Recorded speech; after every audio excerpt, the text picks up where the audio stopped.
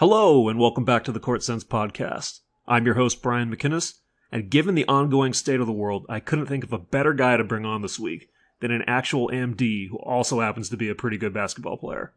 I'm talking, of course, about Dr. Sai Tummala, the former Hawaii marksman who is now an orthopedic surgeon in residency in his native Phoenix, Arizona.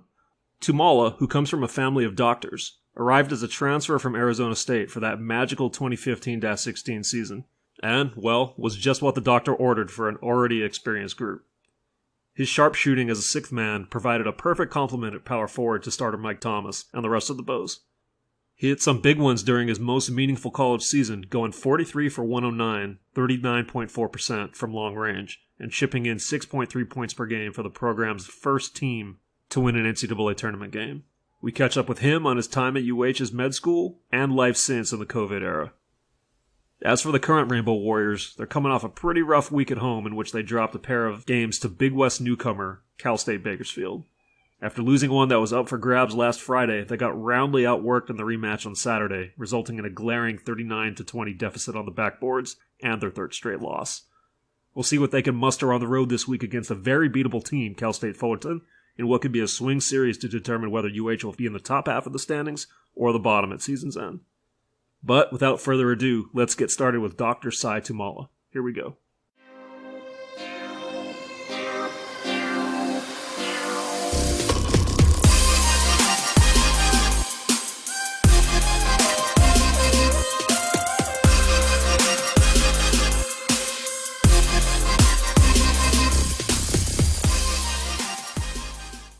Check out Mike and Kara at No Ka'oi Automotive in Kalihi for all your vehicle repairs and maintenance needs. Quick turnaround, affordable, honest, and ASE certified. Call or text 842-6453 to schedule an appointment today. That's 842-MIKE or email nokaoiauto@gmail.com. The best part? Mention the Court Sense podcast for a 10% discount. All right, welcome back to the Court Sense podcast, and a very big welcome back to a guy I got to cover in his one and only year for the University of Hawaii, going to the NCAA tournament, winning the Big West as a three-point shooter off the bench, lights out for pretty much all that season, hit some big ones for the Bows on their way to some unprecedented, uncharted territory. Sai Tummala, or should I say, Dr. Sai Tummala, welcome to the Court Sense podcast. Hey, Brian, thanks for having me, man. I appreciate it. It's good to catch up, and, been a while, so happy we can talk again. Well, I know you had some pretty big goals, pretty big dreams during your time as a grad student at the University of Hawaii. You went on to the John A. Burns School of Medicine shortly after your time playing at UH, and now you are back in your hometown of Phoenix, right? As a doctor in residency. Can you just please tell us kind of what life has been like for you of late? Sure. After I finished up playing at UH, stayed on the islands and, went to Jabsum and, just really loved my experience there and, grew a lot as a person and had a, bunch of opportunities presented to myself, at that time. And, once I was kind of choosing what specialty I wanted to go into, decided to kind of go the surgical route, and pursue, career in orthopedic surgery, kind of bones, joints, tendons, things like that. Just started a residency here at the Mayo Clinic in Phoenix, just kind of got started. So it's been about 7 months into residency now, and just been really enjoying it and kind of, nice being close to family, but, also nice being able to kind of do what I kind of set my mind to do. Yeah, no doubt about that. Your family has fairly prestigious history of going into this type of thing, right? Your dad is a psychiatrist, your younger sister, who was also a college basketball player at Harvard while you were at the University of Hawaii. She is now going into med school. Shilpa Tummala, she's kind of following in the older brother's footsteps a little bit there. What is it about your family that's kind of, let you gravitate toward that field, man? I think we're just a hardworking bunch. My mom's also a doctor. My mom's an OB. I'm sorry to Mrs. Tummala for leaving her out. Yeah. No, she's an awesome lady. I really think, it's really just, we're just a hardworking bunch. And I think, we really, if medicine is something that, for me at least, I can't speak for my parents or my sister, it just feels like, just such a great profession where you have an opportunity to serve and and work with people and help people with your day-to-day life, and that's kind of what kind of drew me to it. But, I think seeing my parents do it, seeing, especially my mom, I mean, seeing the patients that she delivered and then that grew up to be older, and then the relationship she built with them over their life, just kind of seeing that, and my dad helping people that had really difficult situations, helping them, benefit and grow from those. It was kind of cool to see growing up. And, when I kind of had the opportunity to choose what I want to do with my life, it just felt like the right thing. So that's really what it is to me. Sure. Can you just tell me, like, coming from JABSOM, the John A. Burns School of Medicine, with the University of Hawaii, how well prepared did you feel like you were going into your first quote unquote real job, if you will? Now that you're in residency, were you able to just kind of step right in? Is it a constant learning process as you go? Medicine it's a lifelong learning thing, and that's one of those beautiful things about it. It's always changing, always growing. But I'll say without a doubt, no question. I mean, I felt extremely prepared, with my education I had at JABSOM. And I'm one of the biggest proponents of where I went to medical school. I'm really proud of where I went, and I feel like the training that I got was really prepared me to be the type of doctor that I want to be. We got a lot of clinical experience early.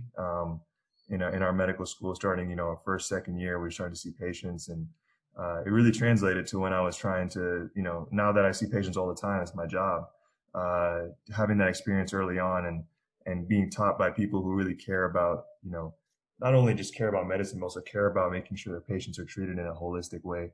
I had some great mentors and learned a bunch, and I think, it really translated to where I am now.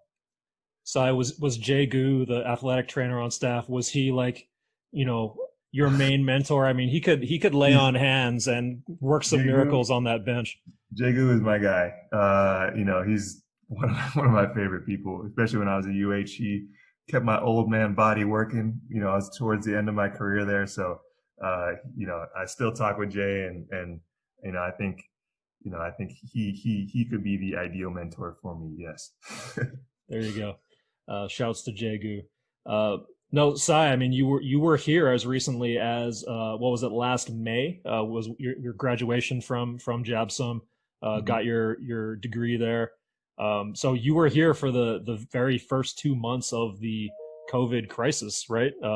March is when everything hit the fan, so to speak. The last sporting events here, there was a couple of very prominent UH men's volleyball games. I remember being at that. It was all sold out. It was nuts. And then like the next day or two was, NCAA basketball, or conference tournaments, I should say, first were shut down. That UH men's basketball team has to fly back from Anaheim that very day. Gets crazy. What was life like for you during that time period? For me, during that time period, it was kind of the back end of my medical school career. And, traditionally, in medical school, by the end of your fourth year, usually you're doing elective rotations, and it's not usually as busy. You're getting ready for graduation, things like that. You're doing your match day ceremony stuff. So, it wasn't an extremely busy time in my life, as that was kind of starting. But, I think that the way that it just affects you is more so by seeing what's going on in the world around you. I mean, I really feel for the athletes, especially, going through a whole basketball season, and then at the end when you're looking forward to playing in a conference tournament, or for the volleyball team playing national competitions and trying to win a national championship, it's tough. I really feel for those guys, and for me, like I said, there wasn't really a lot going on in that time of my life. It was really just a time to just reflect, get ready for residency. But just having that perspective, to being able to see what's going on in the world around me was was difficult to see sometimes. Yeah, so even now there in Phoenix, I mean, I know pretty much all 50 states have had their share of spikes and waves of COVID. What's the procedures like, or just the protocols, I should say, for a doctor in a hospital, or the Mayo Clinic there, with this reality right now? Sure. I mean, it's affected us all. Arizona is one of I think at one point very recently we had the highest per capita COVID rate in the world. So it's, we're not doing great. And it's tough to see. I mean, a part of our rotations is we spend time in the ICU, and our ICUs are just overflowing with COVID patients. and it's hard. I mean, especially before we, luckily, at this stage, I've been able to get vaccinated and kind of feel a sense of protection and relief from that. But before that, we would go, and every other patient we would see in like the ER would have COVID, and it was just, you just kind of had to suck it up and do your best to deliver patients the best care that they can, that you can in those times. And it's hard. I mean, I think everyone's been affected by it. No question. I mean, I know me personally, I've had multiple family friends now pass away from COVID related complications. And, but it also reminds you when you're in medicine as to, why you're doing what you're doing in these type of moments. And it's your opportunity to step up. So it's not easy. I mean, everyone's affected. People are losing, their jobs. People are losing their family members. It's not easy. So from a hospital perspective, I mean, I still feel lucky that I got to go to work every day and do something that's impacting people. But you also see the difficulties in people pass away and they can never talk to their family members because the isolation precautions and everything like that. So it's tough to see, no doubt. Yeah. And as far as, I'm glad to hear that you were able to get vaccinated. I remember when the outbreak really first happened, like some like med schools, at least I think out here in Hawaii, like they were kind of, fast tracking some doctors or nurses to get to the point where they could treat people like they would if they had finished their curriculum under normal circumstances. I'm just kind of curious if there's been some of that, or if you've had to do things outside your normal role in orthopedic surgery, like to take care of people, because you are a doctor in general. We've had discussions here at the Mayo Clinic kind of about moving residents to help with, triaging patients and as COVID capacity increases. Luckily, I haven't been pulled too much to do that just yet.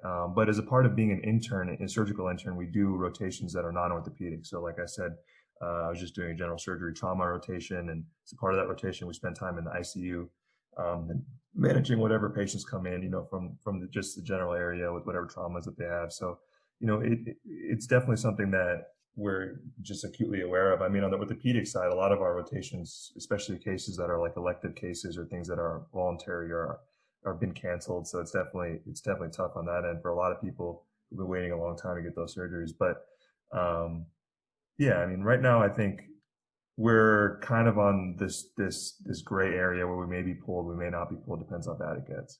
Gotcha. Have you seen a lot of your colleagues, nurses, doctors? I mean, they're kind of the ones on the front lines. Have a lot of them like gotten the virus, had to take time away, that kind of thing? Absolutely. I mean, my residency is very small, 10 people in my residency, and 30-40% got COVID. A lot of our attendings have gotten COVID. And I know so many nurses that have gotten COVID. I mean, it's just a part of the nature of the beast, I guess, when you're in the hospital. Gotcha. Well, let's talk about a brighter subject, Sai Tummala, and that is how you found your way to the University of Hawaii for that magical 2015-16 year, which was your one and only at UH, as we said, as a grad transfer.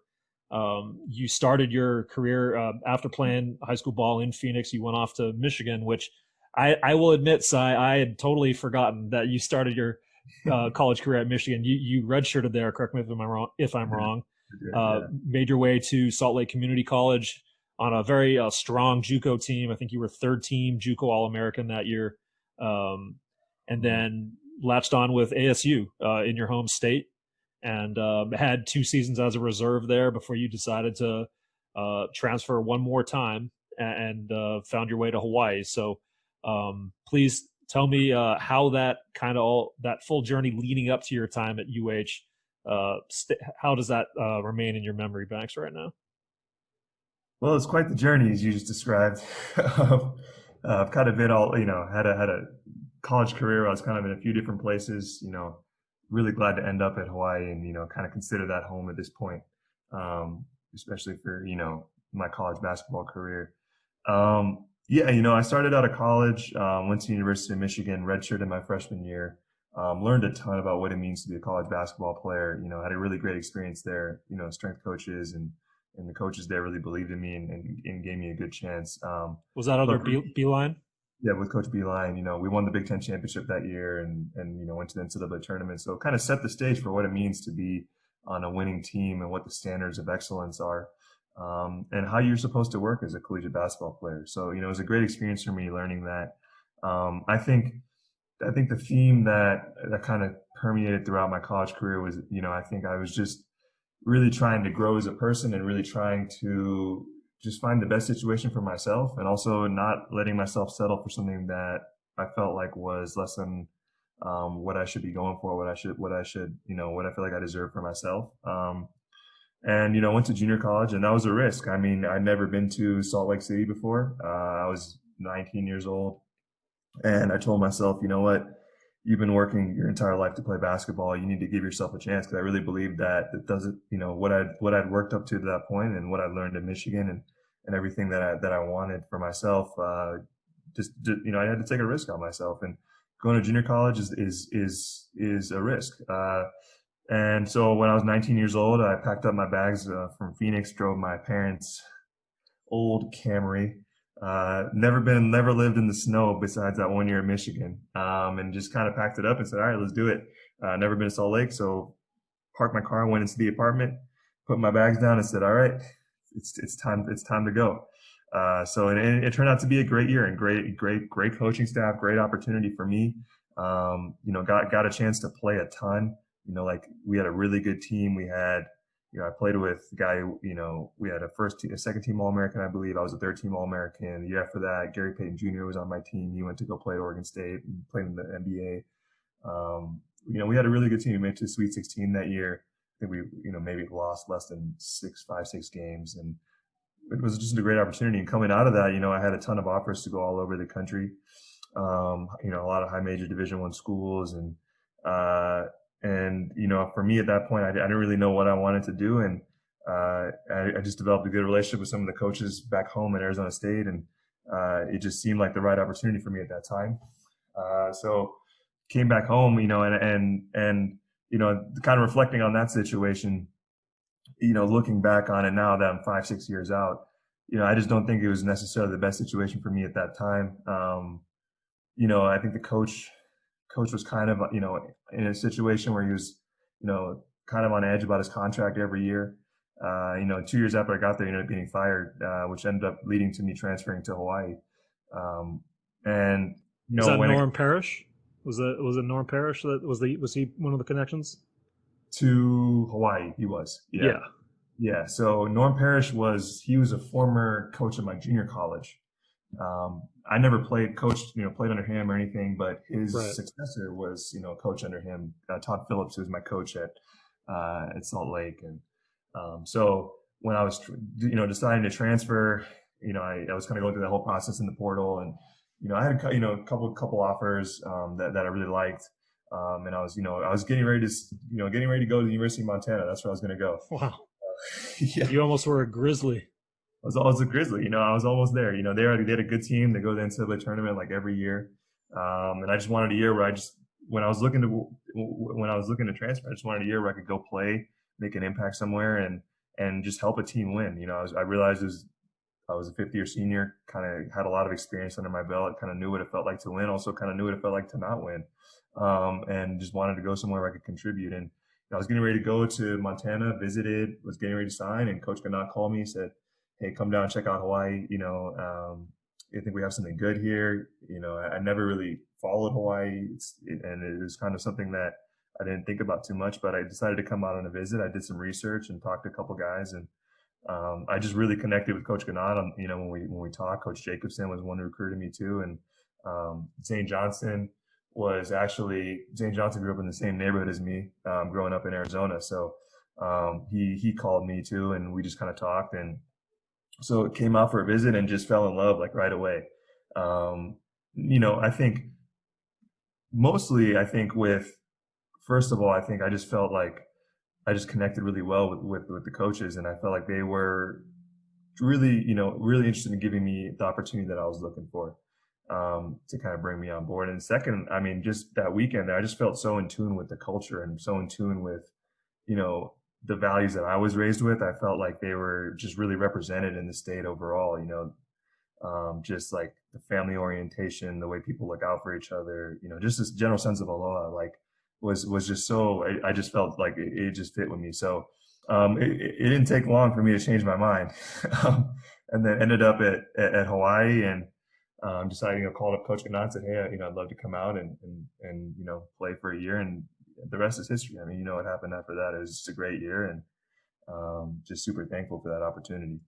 So please just tell me about, I guess, when you get here, it's obviously a group of guys who had played together, right? For the most part, I mean, between Roderick Bobbitt, Isaac Fleming, Aaron Valdez, Mike Thomas, Stefan Jovanovic as well, Nico Filipovic.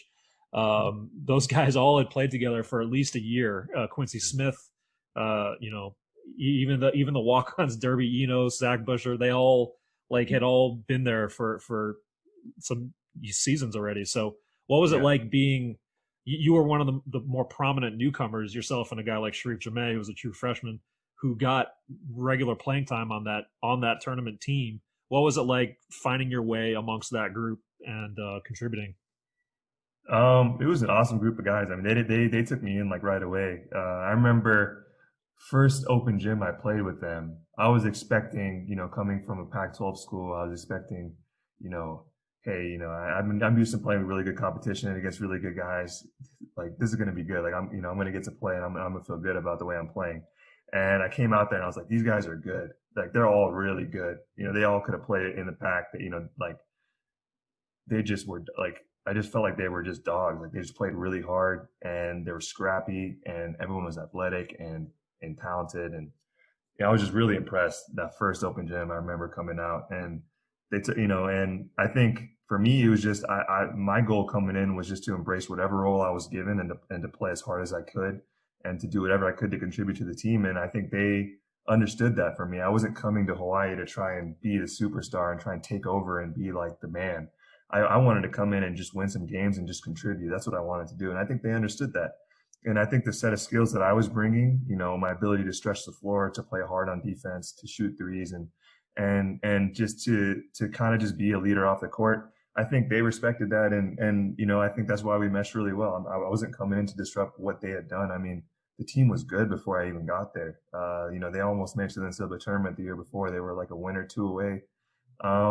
And they had earned their stripes. They'd been through a lot before Coach Ganat got there. So it wasn't my job to go in there and tell them how to do anything or to attract attention to myself. It was my job to go in there and just contribute. So they were, I mean, let me tell you, it was a good team. I knew that right away, that first open gym. Well, I will say, Sai, you caught like the perfect window because as you said, those guys had been through some stuff leading up. I mean, the coaching changes, twice before Coach Ganat was able to take over. And then right afterward, that following team had to deal with, the order from the NCAA that they were ineligible for the NCAA tournament until it got rescinded at the 11th hour, and that team did get to go to the conference tournament at least. But it was you found like the bliss zone, my friend, right between there, and like you said, those guys had earned their stripes, but you brought a specific weapon, defense notwithstanding, in your three ball, and I think you showed it off right away that season. You hit like 9 of 13 in the Rainbow Classic, got all Rainbow Classic tournament team honors, and that was often what you were counted on from that point on for the season. So did you feel like coming in, I mean, the 3-point shot was your meal ticket in a lot of ways, and can you talk about just the work you put in to make that happen? Yeah, I mean, I pride myself on being able to shoot the ball, and that's something that I've been able to do my entire career and worked really, really hard to develop. I mean, starting from when I was a kid, I remember the hours I would spend just practicing my form and practicing in my backyard until my grandma called me in. I mean, it was something that I really prided myself on, being able to shoot the basketball and shoot it well. But on that team, I mean, I feel like my skill set I feel like that was a part of my skill set that the team needed. And that was my role. So, I mean, I embraced that and I was really happy to do that I'm not a better driver than Rod Bobbitt, or I'm not better at like getting rebounds than Mike Thomas. But my job was to do what I do well and then do everything else to the best of my ability. And that team, we needed a 3-point shot. We needed to space out the court so those guys could be their best players and their best versions of themselves. So sure. I mean, I'm not only a 3-point shooter. If anyone watched me play basketball outside of when I played at UH, that's not what I generally do. But that was my role on the team, and I was totally fine with that. And I think that's what made that team special. Everyone kind of just bought into that role, whatever their role was. Right, right. Well, you mentioned you kind of knew Zane Johnson from the same neighborhood. Have you ever got into a shooting competition with Zane Johnson? And if you have, how did that go? A couple times at UH, we know we used to shoot after him. He was an old man then. He won't count those. he was put on a couple pounds. He won't count those 3-point contests anymore. So you did get the better of him in those exchanges, in those exhibitions.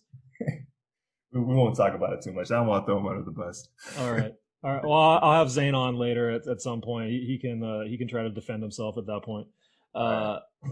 Sai, can you just talk about as that season develops? I mean, you guys tie for the regular season Big West Championship, have that storybook run through the Big West tournament. You had to fight off Long Beach State in the championship game, a team that had gotten you guys twice in the regular season, mostly through their rebounding prowess, and you guys were able to flip that around. And then please, just your memories from that, really that full 2 to 3 week run on the mainland to cap that season. That was a crazy experience. I don't think a lot of people realize how we travel at Hawaii. We generally will spend a week on the road and a week come back, and a week on the road and a week come back. And that experience, we spent 3.5, almost 4 weeks in hotels. Just kind of going through this just surreal kind of thing. And we were all just like hanging out together all the time and going playing games. And it was really cool. But that kind of build up, we won the Big West Championship, the regular season Big West Championship, and clinched it at Davis.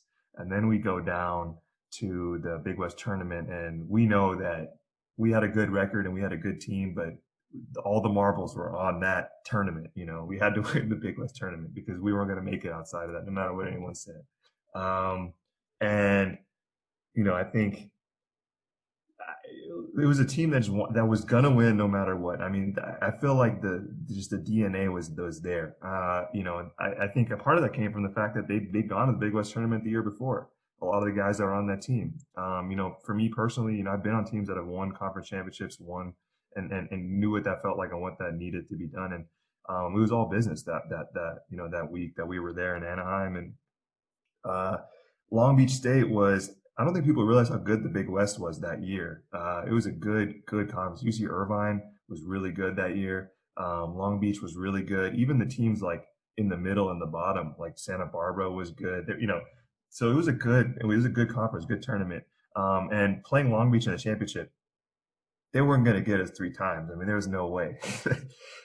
They beat us at home. I remember when they beat us at home, and that was a sucker punch because I know nobody wanted to lose games at home in front of our fans, in front of our people. And that last one when they beat us at home, I remember that one going into that game against Long Beach, and everyone knew that we weren't going to lose that game no matter what. That was just the sense I got going to that one. And when we won, it was great, relief off our shoulders. But I think the beautiful part of that team was we really felt like we could beat anybody and play anybody and beat anybody wherever they were. We played some good teams that year. Before that, we played Oklahoma. We played them really tight. We went to Texas Tech when nobody thought Texas Tech was good, and they ended up next year like Final Four. We played some good teams in that non-conference. We played a Northern Iowa team that beat Texas and beat North Carolina. So we felt like we could really play with anybody. Auburn, and when we played in the Big West games were actually to me harder than those non-conference games because you knew those guys really well. They knew your playbook, you knew their playbook. Everyone was prepared. So when we went to the NCAA tournament, we got called to go to Spokane. It was really cool experience. Obviously, that whole time hanging out with each other, like I said, living in hotel rooms, just going from room to room, like just fooling around, being kids, and it was great. And so we get called to go to Spokane, and I remember, we're taking the private jet from whatever the NCAA sends you a private plane, and there's charter. Most of these private planes are full. because they go and they pick up all the team, they pick up all the boosters, they pick up everyone, and they all go and they fly. But for us, it was just our team, it was just our guys that were there in LA. So we went up there, got to our hotel room. It was awesome. Getting ready to prep to play Cal. Everyone's talking about, Cal's got all these NBA guys, and they're going to be, they're gonna win. We're clearly the underdog, right? We're the 13 seed. So, we're going in that, and I never really felt like we felt like underdogs. We had guys that were just supremely confident, and no matter who we played, we weren't gonna get shell shocked. That's not how we rolled. So, I remember we playing Cal, showing up to the game and just looking up and seeing just a whole section of tea leaves. And that was really cool. And that really just kind of spoke to how much just Hawaii cares about their basketball team, how much they care about their university. People traveled. I remember talking to aunties and uncles, and they were telling me they traveled. They couldn't get a flight to Spokane, so they had to fly to Seattle and drive for 4 hours to go to Spokane, and just because they wanted to be there for that event. I remember talking to people telling me they're watching the game and on Kauai, just at a bar, and everyone at the bar was going crazy just watching the game. So it was a really cool experience. I mean, being able to win that game was a lot of fun and something that I'll never forget. But I think just the whole experience and how much it meant to everybody, and just the celebrations afterwards. And now it's been 5-6 years now since that, and it's still I can still remember it like it's yesterday. And I don't think you talk to any of those guys and they'll all say the same thing. Sai, what's it like seeing what Jaylen Brown is doing right now, in the NBA, at a consistent all-star level is what he's become, and how big were those 2 charges that Sharif Jammeh took on him in that game? I'll tell you what, you put Quincy Smith on Jaylen Brown any day of the week, he's not an NBA player anymore. No, I mean, he had a rough game against us, obviously, and I think a part of that was like I said, we had some dogs on that team, and they were not going to let some guy who's supposed to be a first round pick in the NBA let him define how our season was going to go. So we took pride in that. Yeah, I think he had 4 points. And Sharif, of course, that guy's he's like a feather. You touch him and he falls over. So, Sai, I want to backtrack you right to after the regular season ended. You guys, I believe, stayed and practiced at Long Beach State. You lost to them at Long Beach in the regular season finale and trained there leading up to the Big West tournament. And I was there for a practice.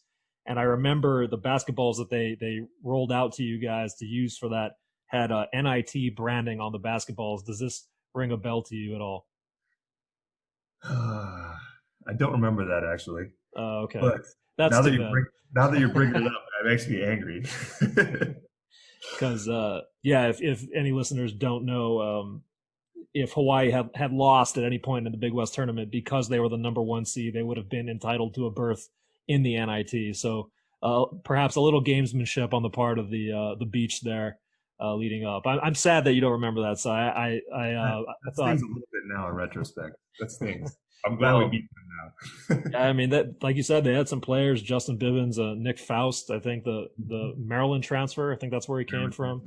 That year, you guys had some battles, and it was fun. Irvine, of course, as you said, was really good. You guys got the better of them twice, which has proven out to be a rarity in the Big West. They have gotten the better of Hawaii the last pretty much every year since, and have emerged as the consistent power in the league. So that's a credit to you guys for they run the same system now as they did then, same ethos of some really skilled bigs that they build around at Irvine under Russell Turner, and you guys took care of them twice.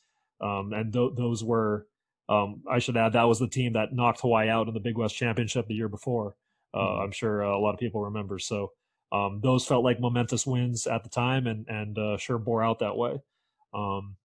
So Sai, I mean, you like you said, I mean, it was quite the crowd there at the Spokane Veterans Memorial Arena. Even the neutral fans, in my memory, they were cheering for you guys pretty hard. Both games against Cal and then again against Maryland. And so after that ended, your college career playing days were done. Did you know for sure you were going to go straight to med school? I mean, was there any thought you might try your hand at more basketball, or was that always the plan? Yeah, I thought about it. I thought about continuing to play, play overseas, and there were definitely opportunities presented to themselves. But by that point, I'd already been accepted to medical school. And I was just kind of weighing those options, and I felt like that was the right move for me. I felt like I was ready. I felt like I'd done what I wanted to do playing basketball, um, and I was just ready to kind of move on to the next phase of my life. Not that I ever stopped playing basketball. I still play all the time. If I played all through actually medical school. We had like a medical school league with a bunch of Oh doctors. yeah. Um, it was fun. I mean, good. I mean, I still play now to this day a couple times a week when I can. So, but yeah, I think at that stage in my life, it was time to kind of transition my life to other aspects. So okay, come on, Sai, you're just dominating the med school league, right? I mean, isn't We had some that fun. Yeah, we. I'm not gonna lie. I was point guard. I was a 6'7" point guard in the medical school basketball league in Hawaii, and we know that Hawaii can be vertically challenged at times. So yeah, it was fun though. I mean, we had a good. Basically, what it was every medical school class had their own team, and then we would play with local doctors from town. So like pediatrics would have a team, and all the pediatric docs I wanted to play would play, and like surgery would have a team, and so it was cool. It's just a really cool opportunity to get to know the community docs and get to bond with our teammates, and also just play some hoops. We Sai, played Gym One back at UH. That's Gym what one? Yeah, Yep. before it got renovated, I'm guessing. Before it got renovated, and then we used to play in Clum after it got renovated because they didn't want to put us in the nice gym. So Yeah, make the doctors sweat a little bit. yeah. So this may not be totally analogous to that, but I know you've taken some trips. Your family ancestry is from India, and you and your sister, I believe, have both gone back to that place and actually done some either like clinics or just played basketball with some like disadvantaged kids or something there, right? Absolutely. I think service is just really important in your life to just kind of center you, ground you, remind you of what's important to you really. And for us, it was just the way that we did it. Me and my sister, we love we played sports our entire life, found the value in sports and helping you develop your character, and we wanted to kind of pass that on. There was an organization called Crossover Basketball. Small organization out of Boston. They run camps basically for people that come out of the slums in difficult parts of India, in a city called Chennai in southern India. So me and my sister kind of, got in touch with their organizational founder and just kind of talked hoops for a while, and decided to make a trip. And we made a trip. My first trip I made actually before I started at UH to play, and then I made another trip again in medical school. And it was just a cool experience. We would go down, take a bunch of basketballs to these kids that have never seen a basketball before, maybe never seen a basketball hoop before, didn't know anything. We would put them through some drills. We would host sessions on, things like gender equality, things like character development, how sports can help you develop those things. And then we had an ongoing pilot program that we would keep on going throughout the year, that they would just kind of keep in touch with these kids and give them something to do, give them something to look forward to, and use sports as an opportunity to kind of develop themselves.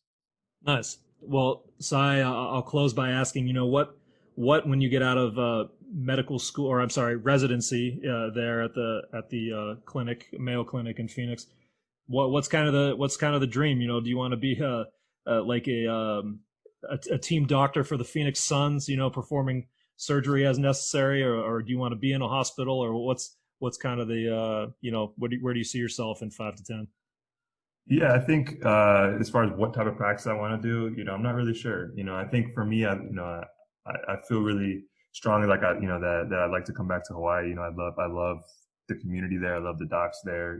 That's kind of some of the people I'd like to serve if we can make that happen. And like I said, I don't know what kind of practice I want to do and all that kind of stuff, but for me, it's the community that I work with and the people that I'm around that make it important for me. So, yeah, I think, love to come back if I can make that happen.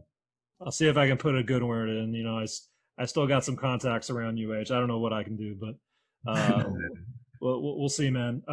Sai Tummala, Dr. Sai Tummala, it was great catching up with you and hearing about some of your exploits in the time since you finished your playing days at the University of Hawaii. it was pretty cool to cover a guy that you kind of knew at the time was going to be a doctor, fully planned on being a doctor, and has realized that dream to this point. So tip of the cap to you, Dr. Sai Tummala. Thanks, Brian. Appreciate you having me on.